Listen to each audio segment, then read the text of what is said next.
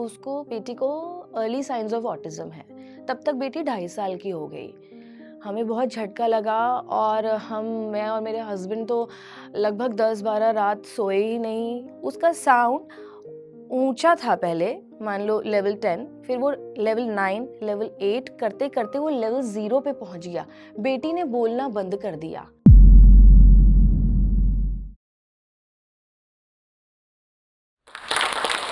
Hello everybody, मेरा नाम अजीता है।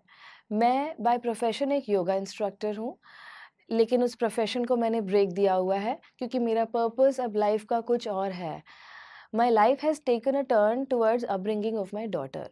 मेरी बेटी को ऑटिज़्म डायग्नोज हुआ और मुझे ये समझ में आ गया कि अभी मुझे पूरा टाइम और एनर्जी अपनी बेटी को देना है। यही मेरा पर्पस है। लेकिन इस डायग्नोसिस के पहले मैं ये बताना चाहूँगी कि वो मम्मी-मम्मी बोलती थी और उसका नेम रिस्पॉन्स, आई कॉन्टैक्ट सब कुछ ठीक था। माइलस्टोन्स भी टाइमली कवर्ड थे। हालाँकि ये पूरा स्पेक्ट्रम है, हर बच्चे का अपना अलग-अलग होता है टाइमिंग्स, बट बेटी का ठीक था। तो जब हम जिन पीडियाट्रिशियन के पास जाते थे वैक्सीनेशन के लिए, उनको एक बारी मैंने मेंशन किया कि जब ये पौने 2 साल की थी कि इसका ना मम्मी-मम्मी बोलना रिड्यूस हो गया है। दिन में 50 टाइम्स वो मम्मी-मम्मी बोलती थी, वो रिड्यूस हो गया। और वो नेम रिस्पॉन्स जो मैं अदबी-अदबी अगर बुलाऊँ तो वो पलट के देखना भी उसने बंद कर दिया, जो कि वो पहले करती थी। तो डॉक्टर ने कहा कि नहीं, ये कोई कंसर्निंग कुछ नहीं है, हाँ, मतलब वैक्सीनेशन के वक़्त आती है तो ठीक ही लगती है। और बाकी कोई क्वेश्चन आंसर कुछ किया नहीं उन्होंने। लेकिन मेरा कंसर्न रिज़ॉल्व नहीं हुआ क्योंकि घर जाके यही सिचुएशन थी। फिर मैंने लग कोविड आ गया 2022 में अप्रैल के बाद, जब वो 2 साल की हो गई। और वो 6 महीने मैंने फ़ोन पे डॉक्टर को काफ़ी बार-बार क्वेश्चन किया इस बारे में, मतलब मैक्स हॉस्पिटल में है नोएडा में वो डॉक्टर, पीडियाट्रिशियन। लेकिन उन्होंने कोई ज़्यादा इम्पोर्टेंस दी नहीं, वो मेरे मैसेजेस को भी कुछ ख़ास रिस्पॉन्स नहीं दी। और इस वज़ह से थोड़ा डिले हो गया, जो काम मैं पहले एड्रेस कर सकती थी, वो एड्रेस नहीं हुआ। फिर सितंबर आ गया 2022 का और फिर मैंने बार-बार उनके पीछे पड़ना शुरू किया क्योंकि मैं भी थोड़ी हेल्पलेस थी, मुझे पता ही नहीं था कि ये प्रॉब्लम क्या है, इसको क्यों इसने ऐसे हमसे बातचीत करनी पूरी बंद क्यों कर दी है। कोविड मुझे रीज़न नहीं लग रहा था क्योंकि कोविड का बच्चा मम्मी-मम्मी बोलना थोड़ी ना बंद कर देगा, माँ को तो एड्रेस करेगा ही ना। यही मैं बात डॉक्टर को भी बोल रही थी। उन्होंने बोला कि डेवलपमेंट पीडियाट्रिशियन को दिखाते हैं, मैं आपको उनका नंबर दूँगी। अब 1 महीना हो गया, वो मुझे नंबर ही नहीं दे रही थी। मैं बार-बार उनको बोल रही थी कि व्हाट्सएप पे कि नंबर दे दीजिए, किससे बात करूँ? फिलहाल उनका रिस्पॉन्स आया नहीं, तो अपनी तरफ से 1 महीना वेट करने के बाद मैंने गूगल पे समहाउ एक ऐसे ही रैंडमली डेवलपमेंट पीडियाट्रिशियन ढूँढा नोएडा में और उनको दिखाया। तो उन्होंने डायग्नोज़ किया अक्टूबर में कि उसको बेटी को अर्ली साइन्स ऑफ ऑटिज़्म है। तब तक बेटी 2.5 साल की हो गई। हमें बहुत झटका लगा और मैं और मेरे हस्बैंड तो लगभग 10-12 रात सोए ही नहीं और रोते जा रहे हैं। और मेरे हस्बैंड ने लेकिन मुझे हग करके डेफ़िनेटली इस टाइम पे ये बोला कि मैं तुम्हारे साथ हूँ। वो ऑफ़िस जाते थे, नोएडा से गुड़गाँव ट्रैवल करते थे, लेकिन एट लीस्ट उन्होंने ये एक इमोशनल सपोर्ट मुझे दिया during this tough time. Specially diagnosis के वक़्त जब मुझे समझ नहीं आ रहा था कि मैं तो इस चीज़ में बिल्कुल अकेली सी पड़ गई। गूगल किया ऑटिज़्म के बारे में, ये होता क्या है? तो समझ में आया कि ये तो ऐसे-ऐसे है, इसमें स्पीच, कम्युनिकेशन सब हैम्पर होती है। तभी भी एकदम क्लियर नहीं हो रहा था ये क्या है? मेरे हस्बैंड ने रैंडमली, जैसे एक पेरेंट्स होते हैं बेसिक अंडरस्टैंडिंग के साथ, कि चलो बेटी को 1 टू 10 काउंटिंग सिखाते हैं। तो उन्होंने 1 टू 10 सिखाया। अब ये नवंबर में हम आ गए हैं, अक्टूबर में डायग्नोसिस हुआ है। नवंबर में 1 टू 10 और 10 टू 1 उल्टी रिवर्स काउंटिंग भी सिखा दी और वो बोलने लगी। तो हमें लगा ये तो सही हो रहा है।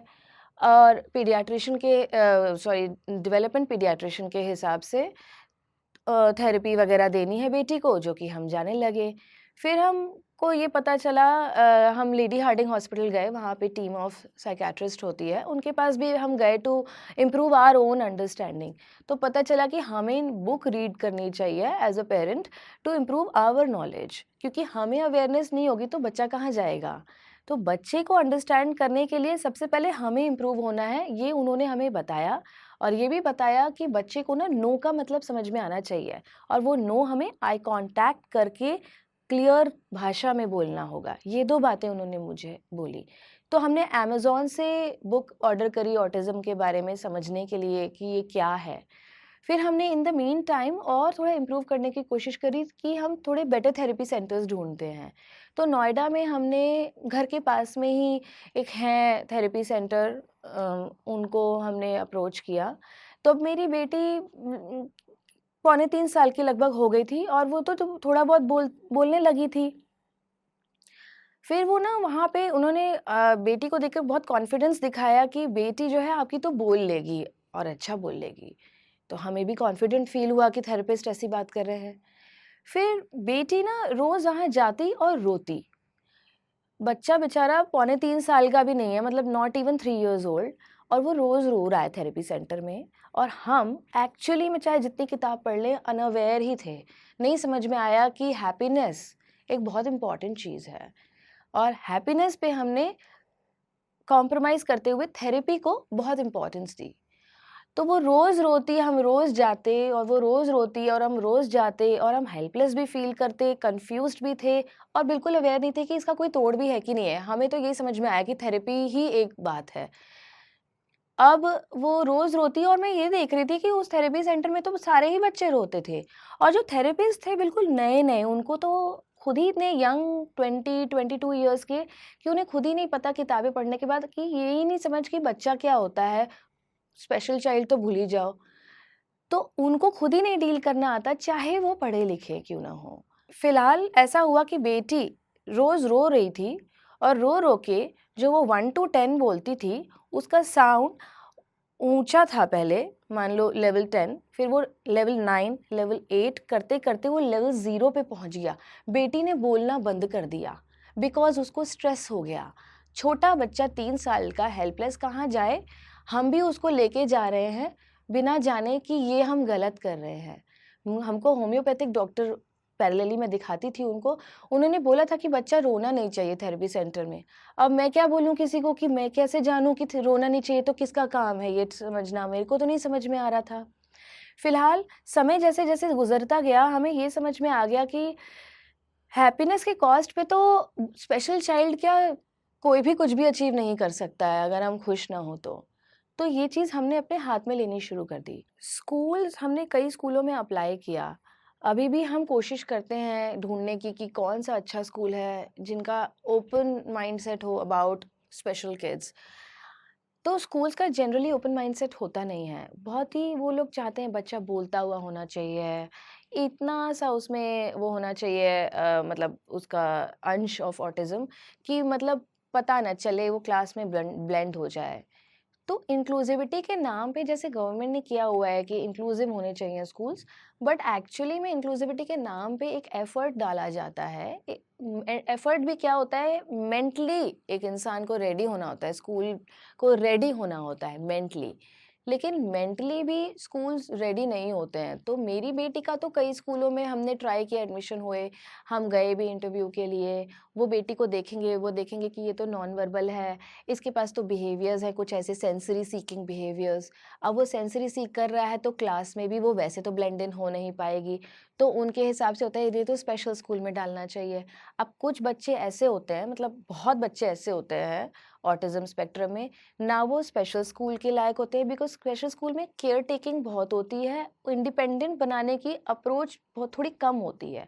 और जो ये वाले जो इंक्लूसिव स्कूल्स होते हैं, ये लोग चाहते नहीं है कि एक नॉन वर्बल बच्चा जो है उस पे एफर्ट डाला जाए और उसके जो एक्चुअली स्ट्रेंथ है उस पे काम किया जाए। तो ये बच्चे बहुत डिफ़िकल्ट होता है, 99% ऑफ द स्कूल्स ऐसे हैं जो चाहते नहीं हैं इन बच्चों का एडमिशन लेना, और पेरेंट्स बहुत मेंटली टॉर्चरस सिचुएशन से गुज़रते हैं ये स्कूलिंग की वज़ह से, कि बच्चा जाए तो कहाँ जाए? मतलब थेरेपिस्ट के हिसाब से इसे इंक्लूसिव एनवायरनमेंट चाहिए क्योंकि इंक्लूसिव में ये बच्चे ग्रो करेंगे, लेकिन स्कूल रेडी कर है ही नहीं बिलीव करने के लिए कि ये बच्चे ग्रो करेंगे। वो इसीलिए नहीं बिलीव कर सकते क्योंकि वो अपना एफर्ट नहीं डाल पाएंगे। बड़े बड़े स्कूल भी आज की तारीख में बोलते हैं कि हम केपेबल नहीं हैं। तो जब आप केपेबल नहीं हैं, आपकी फीसें तो सबकी उतनी ही है, हम उन बच्चों की फीसें भी उतनी दे रहे हैं, और सब कुछ वैसा का वैसा है, इनफैक्ट उससे ज़्यादा ही दे रहे हैं क्योंकि शैडो टीचर भी साथ में जा रही है। क्या-क्या नहीं हम अपनी तरफ से सपोर्ट दे रहे हैं, उसके बावजूद भी ये लेबल कर देना कि ये ऑटिस्टिक है और हम कैपेबल नहीं है, ये बोल के पर्दा डालने वाली बातें करते हैं। स्कूलिंग को लेकर हमें काफ़ी डिफ़िकल्टीज़ हुई और समहाउ हम एक बड़े गेज़ेटेड ऑफ़िसर के पास रिक्वेस्ट हमने करी कि हमारी बेटी का एडमिशन करवाइए प्लीज़। तो उनका एडमिशन बेटी का हुआ, वो भी मतलब समहाउ बड़ी मुश्किलों से हुआ और फिर साल एंड हुआ तो कहते हैं विथड्रॉ कर लीजिए बच्चे को क्योंकि हम कैपेबल नहीं हैं इसको ग्रो करवाने में।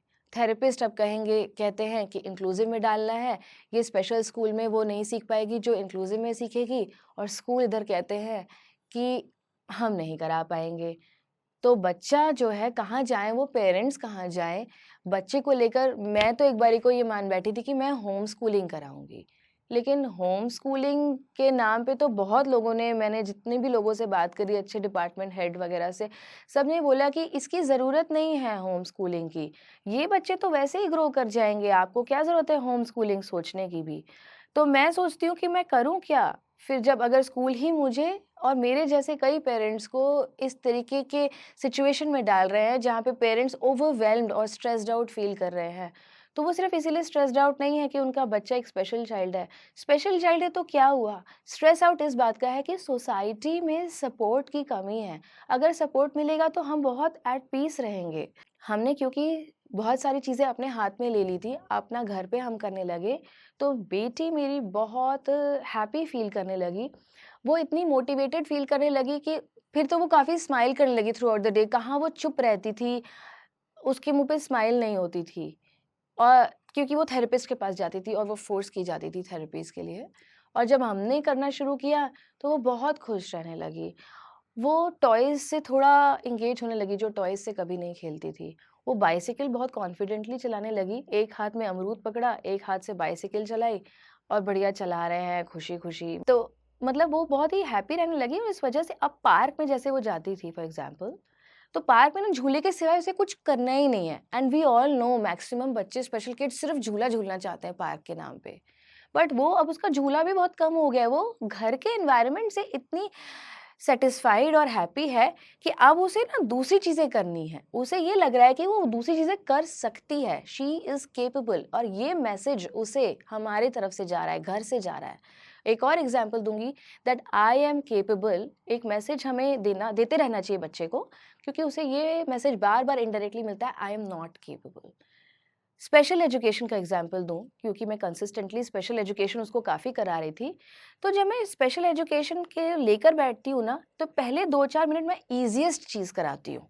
जैसे कि बहुत ही ईज़ी स्क्रिबलिंग करा दिया और जो एंड करती हूँ ना स्पेशल एजुकेशन के उस सिटिंग को, सबसे ईज़ी चीज़ से एंड करती हूँ। जैसे कोई उसका ईज़ीएस्ट पज़ल है कुछ लगवा दिया, जो उसको आता है। जो उसको आज से नहीं, जो उसको हमेशा से आता है।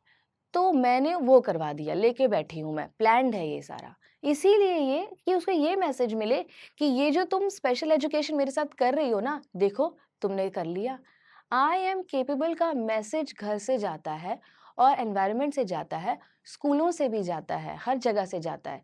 और अगर हम ये मैसेज नहीं देंगे, अगर हम ऐसा थॉट नहीं रखेंगे, तो इनडायरेक्टली यही मैसेज जाएगा कि आई एम नॉट कैपेबल।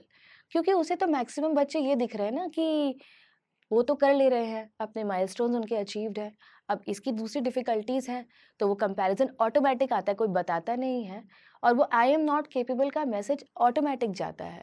तो इसका एफ़र्ट हमें स्पेशली मारना है और टॉप ऑफ़ द माइंड यही थॉट रखना है कि मैं कुछ भी कराऊँगी, वो काम ज़रूरी नहीं है, ज़रूरी है उसकी हैप्पीनेस। हैप्पीनेस के कॉस्ट पे कोई भी काम इम्पोर्टेंट नहीं है, कोई थेरेपी इम्पोर्टेंट नहीं है, कोई पढ़ाई इम्पोर्टेंट नहीं है। इवन फॉर दैट मैटर कोई स्पोर्ट्स इम्पोर्टेंट नहीं है। हमको लगता है हम उसको स्विमिंग करा दें, ये करा दें, वो करा दें, नहीं कराएँगे। वो कम करेगी, 20% करेगी, लेकिन हैप्पीनेस पे करेगी। अनहैप्पीनेस पे किया हुआ 100% काम या 80% काम भी यूज़लेस है। तो हम इस चीज़ को बहुत ज़्यादा बिलीव करते हैं और दूसरी चीज़ जो हम बिलीव करते हैं, घर पे जो हमने दिया है माहौल, उसकी रीज़निंग को बहुत क्वेश्चन नहीं करते हैं। तुम नहीं कर पा रही हो, कोई बात नहीं, इसको हटा देते हैं, हम दूसरी चीज़ लेकर आएँगे। इसको भी नहीं कर पा रही, चलो इसको भी हटा देते हैं, हम तीसरी चीज़ लेके आएँगे। लेकिन ऐसा भी हो सकता है कि पहले मैं ऐसी पेरेंट थी, तुम नहीं कर पा रही हो, फिर से ट्राई करो, फिर से ट्राई करो, फिर से ट्राई करो। अब वो बच्चा जिसकी डिफ़िकल्टीज़ है लैंग्वेज की, लैंग्वेज को कॉम्प्रिहेंड करने की डिफ़िकल्टीज़ है, वो बताए कि मुझे भाषा ही नहीं समझ में आ रही, वो ये बताए कि मुझे एक्टिविटी नहीं समझ में आ रही, या वो क्या करे? तो वो अपने आप को डाउट करता है, वो सोचता है आई एम नॉट कैपेबल। तो मैं क्या करती हूँ, उसे हटा ही देती हूँ, दूसरी एक्टिविटी लेती हूँ, ईज़िएस्ट पे आ जाती हूँ, ताकि उसे ये लगे end of the day that I am capable and she is happy. तो वो कॉन्फिडेंस और हैप्पीनेस का मैसेज घर से जाता है। एंड मुझे तो यही लगता है कि ये करके सबसे बड़ा जो फ़ायदा है ना, वो मेरा खुद का है, क्योंकि मैं बहुत सैटिस्फाइड फ़ील करती हूँ, क्योंकि मेरे बच्चे ने सैटिस्फाइड फ़ील किया। इससे ज़्यादा तो सबसे पहले चाहिए नहीं होता, यही फाउंडेशन है ग्रोथ की आगे। Satisfaction and happiness. मुझे याद है एक इंसिडेंट ऐसा था कि बेटी जब मेरी छोटी थी तब तो उसके साथ बच्चे खेलते थे, छोटे-छोटे 3 साल के, साढ़े 3 साल के, जब वो खुद भी 3 साढ़े 3 साल की थी। लेकिन जैसे-जैसे समय गुज़रता गया, बच्चों के माइलस्टोन्स तो जनरली कवर होते रहते हैं, लेकिन बेटी के वो माइलस्टोन्स नहीं थे, उसकी स्पीच उतनी नहीं थी, और उसको खुद भी फ़ील होता था कि मैं वैसे नहीं खेल पा रही हूँ, जैसा वो खुद खेल पा रहे हैं खिलौनों से, या दौड़-भाग कर रहे हैं, या जोर-जोर से शाउट कर के एक-दूसरे को बुला रहे हैं। वो एक्साइटमेंट, वो इमोशनली वो उसके साथ वो मतलब कहीं से भी कॉमननेस नहीं थी उन बच्चों में। धीरे-धीरे वो खुद अंडर कॉन्फिडेंट भी फ़ील करने लगी, और ये बहुत रीज़न है बहुत बड़ा कि हम उसको किसी तरीके से कॉन्फिडेंस देने की कोशिश करते हैं घर से। प्ले डेट्स होती हैं, तो बेटी मेरी वैसे इनवाइटेड होती भी नहीं, क्योंकि प्ले डेट्स का मतलब ही होता है कि वो वाली डेट्स जिसमें प्लेफुल हों, बच्चे आपस में खेलें। अब वो मेरी बेटी तो खेल नहीं सकती, तो इसीलिए वो इनवाइटेड भी नहीं होती। थैंक गॉड कि उसे ये सब पता नहीं है कि पीछे से क्या होता है, लेकिन उसे ये तो पता है कि अगर घर पे कोई बच्चे आते हैं या मैं उसको कहीं नीचे पार्क ले जाती हूँ, तो वो कॉमननेस नहीं है कि वो खेल सके उन बच्चों के साथ। उन्हें दौड़ता हुआ देखती है तो बहुत खुश होती है पार्क में, लेकिन उनके साथ नहीं खेल सकती। कई बार मुझसे पूछा जाता है कि ये खेलती है क्या किसी बच्चों के साथ? मैं थोड़ी डिसहार्टेंड फ़ील करती हूँ कि ये तो नहीं खेलती है। लेकिन फिर मेरे को सवाल आता है कि बीइंग अ मदर, ये कोई डिसहार्टेंड होने वाली बात है क्या? तो मुझे लगता है कि एक तरफ से है, क्योंकि मेरी बेटी को ना चाहत है सोशल एनवायरनमेंट की और फ्रेंड्स की, बात ये है। अगर चाहत ना होती फ्रेंड्स की, तो मैं कहती चलो ठीक है, बच्चे को ही नहीं चाहिए। लेकिन बच्चे को चाहिए, लेकिन उसे आता नहीं है, और वो डीमोटिवेटेड भी फ़ील करती है। तो मैंने क्या किया, ये सोचा कि हमारे घर के सामने ही ना बायोडायवर्सिटी पार्क है नोएडा में। फ्री है एंट्री, तो बच्चे, गरीब बच्चे बहुत खेलते हैं। वो वहीं आस-पास झुग्गी-झोपड़ियों में रहते हैं, अंडर प्रिविलेज्ड बच्चे हैं। एक बुलाओगे 40 आएँगे, इतने बच्चे हैं। तो वही एक आधा गेम्स को हम बायोडायवर्सिटी पार्क में ले जाते हैं, और उन अंडर प्रिविलेज्ड बच्चों के साथ मैं बेटी को बैठाती हूँ और कोशिश करती हूँ कि वो खेले। बेटी के लिए बहुत ओवरवेलमिंग होता है, क्योंकि उनके सामने तो वो बिल्कुल शेरबंदी की नहीं, मुझे करना है क्योंकि उसे आता है। सबसे बड़ी बात कि उसे ये फ़ील होता है कि मुझे तो आता है, तो मुझे करना है। अभी उसको सोशलाइज़िंग नहीं पता कि रुक जाओ, बाकी बच्चे भी करेंगे। लेकिन बाकी बच्चे मेरे लिए एक्चुअली भगवान का रूप हैं, क्योंकि वो बच्चे मेरी बेटी के लिए बहुत इंक्लूसिव माइंडसेट लेके चलते हैं, जो मुझे किसी भी पैसे वालों से, किसी से भी नहीं मिला। ये वो बच्चे हैं जो सिर्फ़ मेरी बेटी को एक पनाह नहीं देते खेलने की, बट अपने दिल में भी वो जजमेंट नहीं रखते कि ये बोलती नहीं है। वो खुद ही, मतलब मैं खेलूँगा, मैं खेलूँगी करके, मतलब इतनी भीड़ इकट्ठी हो जाती है कि मुझे बाकायदा शर्म आती है छाँटने में कि प्लीज़ मुझे बस 3-4 बच्चे ही चाहिए, क्योंकि मेरी बेटी तो इतने सारे बच्चों के साथ खेल ही नहीं पाएगी। तो किसी तरीके से मुझे, मतलब मिल जाते हैं, और इतने मिलते हैं कि मैं कहूँगी कि सारी अबंडेंस तो वहीं पर है अंडर प्रिविलेज्ड बच्चों के पास। मैं कहाँ पार्क में जाके डीमोटिवेटेड फ़ील करती हूँ, या प्ले डेट्स को लेके डीमोटिवेटेड फ़ील करती हूँ। तो ये मेरा खुद का अप्रोच था कि मेरी बेटी को मैं एम्पावर करूँ और खुद भी एम्पावर्ड फ़ील करूँ, क्योंकि सॉल्यूशंस ढूँढने पे तो बहुत मिलते हैं। ये ढूँढने वाली बात है कि हम कहाँ एफ़र्ट मार रहे हैं।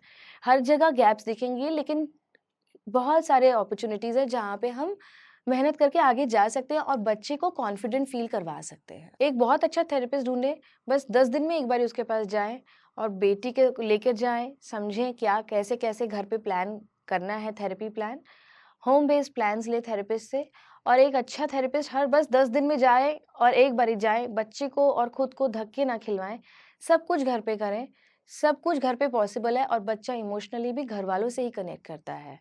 और थेरेपिस्ट बहुत ढूँढ के कुछ कभी फ़ायदा नहीं होगा, क्योंकि मैंने बहुत धक्के खाए हैं और मैं यही कहूँगी कि घूम फिर के सारी बातें एक ही होती है। सब थेरेपिस्ट सिमिलर ही टाइप के होते हैं, अच्छा नॉलेजेबल लेकिन कम होता है।